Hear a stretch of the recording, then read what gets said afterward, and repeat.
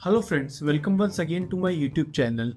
और 1 फरवरी 2026 को हमारी फाइनेंस मिनिस्टर निर्मला सीतारमण जी ने 9th straight time union budget को पेश किया है। वो ऐसी पहली फाइनेंस मिनिस्टर बनी जिन्होंने straight continuous 9 times union budget को पेश किया है। मोरारजी देसाई ने इससे ज़्यादा 10 टाइम्स पेश किया है, लेकिन उन्होंने कंटिन्यूअस टर्म्स में नहीं पेश किया है। 1947 से लेके अब तक 73 एनुअल बजट्स, 14 इंटरिम बजट्स और 4 स्पेशल या मिनी बजट्स पेश किया जा चुका है। तो जो बजट 2026 में आया है, हम लोग उसको 3 पार्ट्स में डिवाइड करेंगे। सबसे पहले हम लोग जानेंगे कि आम आदमी के लिए इसमें क्या था, फिर हम लोग जानेंगे कि इंडस्ट्रीज़ के लिए इसमें क्या था, और लास्ट और सबसे इम्पोर्टेंट हम लोग जानेंगे कि लिए इसमें इन्वेस्टर्स के लिए क्या था। तो सबसे पहले देखते हैं आम आदमी को इस बजट से क्या फ़ायदा है। तो कैंसर और शुगर की दवाइयाँ सस्ती हो जाएगी। क्यों सस्ती हो जाएगी? क्योंकि उसमें कस्टम्स ड्यूटी को हटाया गया है और जन औषधि केंद्र भी खोले गए हैं। जन औषधि केंद्र में आपको जेनरिक दवाइयाँ मिलती है एट 50 to 90% डिस्काउंट्स।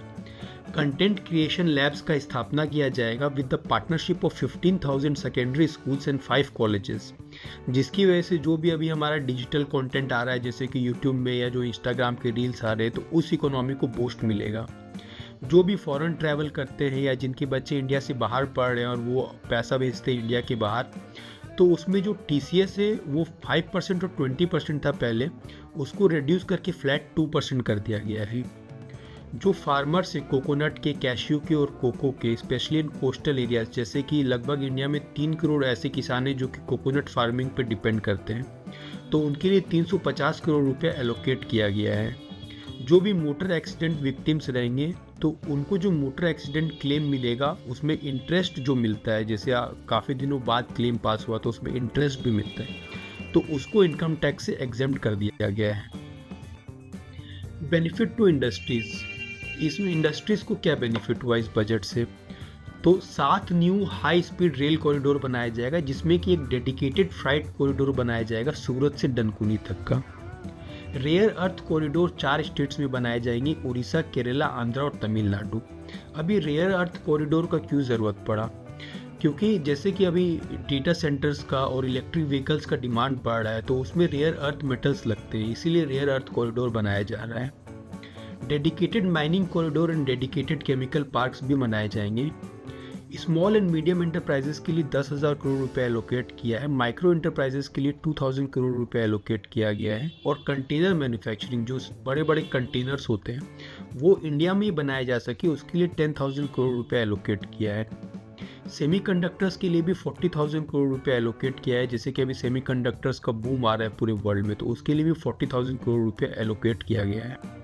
जो भी फॉरेन कंपनीज इंडिया में डेटा सेंटर सेटअप करते हैं और यहाँ से सर्विसेज को सेल करते हैं, तो उसमें उनका जो भी प्रॉफिट होगा उसमें उनको टैक्स हॉलिडे दिया गया है 2047 तक। और क्लीन एनर्जी को प्रमोट करते हुए न्यूक्लियर इक्विपमेंट्स पे जितने भी कस्टम्स ड्यूटी थे उसको ज़ीरो कर दिया गया है 2030 तक।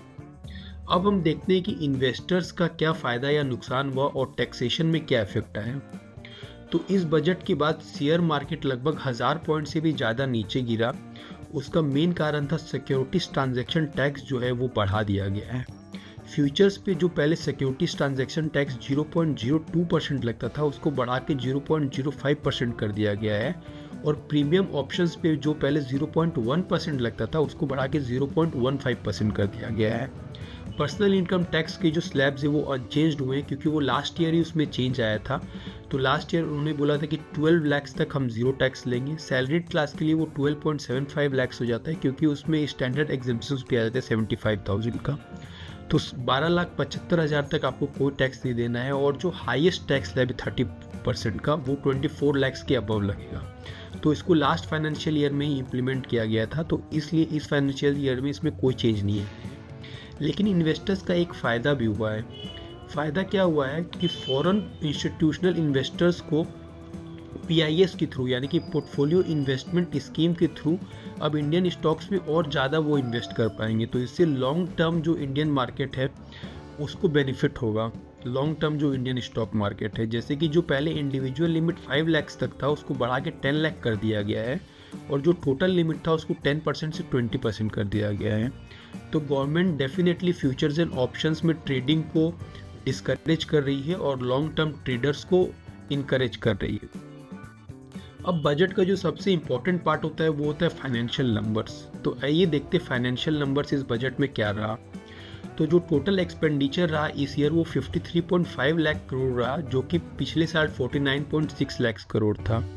टोटल रिसीट यानी कि जो टोटल इनकम हुआ गवर्नमेंट का वो 36.5 लाख करोड़ हुआ, और नेट टैक्स रिसीप्ट यानी कि आफ्टर स्टेट शेयर जो टोटल इनकम हुआ वो 28.7 लाख करोड़ रुपीज़ हुआ। जो बोरोइंग रहा वो 17 लाख करोड़ रुपया ग्रॉस बोरोइंग रहा, और 11.7 lakh crore rupees net borrowing रहा। अब ग्रॉस बोरोइंग और नेट बोरोइंग में क्या फ़र्क होता है कि ग्रॉस बोरोइंग में गवर्नमेंट कुछ वापस भी पे करती है डेप्थ को, जो पुराना डेप्थ है, तो वो पे करने के बाद जो नेट बोरोइंग है वो 11.7 लाख करोड़ है। अब हम लोग किसी भी कंट्री का कैसे देखते हैं कि वो फाइनेंशियली अच्छा है कि नहीं, तो उसके लिए हम लोग उसका फिजिकल डेफिसिट देखते हैं कि क्या चल रहा है। तो इस ईयर फिजिकल डेफिसिट 4.3% रहा ऑफ जीडीपी, जो कि लास्ट ईयर 4.4% था। तो इस ईयर 0.1% कम हुआ है, तो बहुत ही अच्छा है। एक और मैट्रिक होता है वो डेप्थ टू जीडीपी रेशियो। तो ये जो डेप्थ टू जीडीपी रेशियो है वो इस ईयर भी थोड़ा कम हुआ है पिछले ईयर की कंपैरिजन में, और 55.6% रहा। गवर्नमेंट टारगेट कर रही है कि 2031 तक हम इसको 50% तक ले जाएंगे। जैसे कि आप डेवलप्ड इकोनॉमीज़ में देखोगी, जैसे कि चाइना हो गया, यूएस हो गया, तो उनका डेप्थ टू जीडीपी रेशियो जो है वो अबव 100 है, और इंडिया का 50-55% के आसपास है, जो कि बहुत ही अच्छा है, क्योंकि हो सकता है फ्यूचर में इंडिया को कैपिटल एक्सपेंडिचर और ज़्यादा करना पड़े, तो उस समय डेप्थ बढ़ता है। तो अभी इंडिया का डेप्थ काफ़ी कम है, तो उस हिसाब से अच्छा है। जो कैपिटल एक्सपेंडिचर रहा वो 12-12.5 लाख करोड़ के आसपास रहा इस ईयर, और जो एस्टिमेटेड जीडीपी ग्रोथ है वो 7% है, जो कि लास्ट ईयर भी 6.5 से 7.4% के बीच था। जो नॉमिनल जीडीपी ग्रोथ होगा इंक्लूडिंग इन्फ्लेशन वो 10 से 12% के बीच में रहेगी। तो कहाँ से रुपया आता है और कहाँ रुपया जाता है, मतलब अगर हम लोग पूरे बजट को 1 रुपया मान ले तो 1 रुपया कहाँ से आया और 1 रुपया कहाँ गया वो हम लोग देखते हैं। तो सबसे बड़ा पार्ट जो गवर्नमेंट का है पैसा आने का वो है बोरोइंग्स एंड लाइबिलिटीज। 24% गवर्नमेंट जो है बोरो करती है।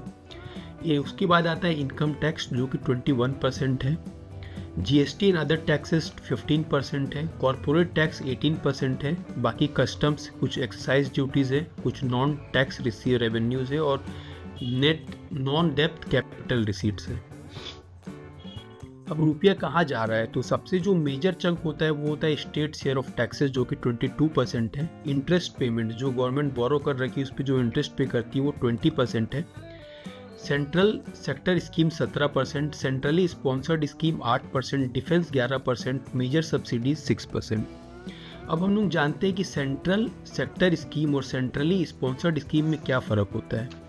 तो सेंट्रल सेक्टर स्कीम वो होता है जो फुल्ली गवर्नमेंट फंड करती है और उसको इम्प्लीमेंट भी सेंट्रल गवर्नमेंट करती है, जैसे कि पीएम किसान योजना, पीएम जनधन योजना। जैसे कि गवर्नमेंट ने बोला कि हम पूरे कंट्री में फाइनेंशियल इंक्लूजन लाएंगे, तो उसको इम्प्लीमेंट करने के लिए जो भी खर्च आएगा वो सेंट्रल गवर्नमेंट उठाएगी, और उसको इम्प्लीमेंट करने के लिए जो भी एक्शंस लगेंगे वो भी सेंट्रल गवर्नमेंट करेगी। सेंट्रली स्पॉन्सर्ड स्कीम होता है कि गवर्नमेंट कुछ पे करती है और कुछ स्टेट गवर्नमेंट पे करती है, जैसे कि मनरेगा, प्रधानमंत्री आवास योजना।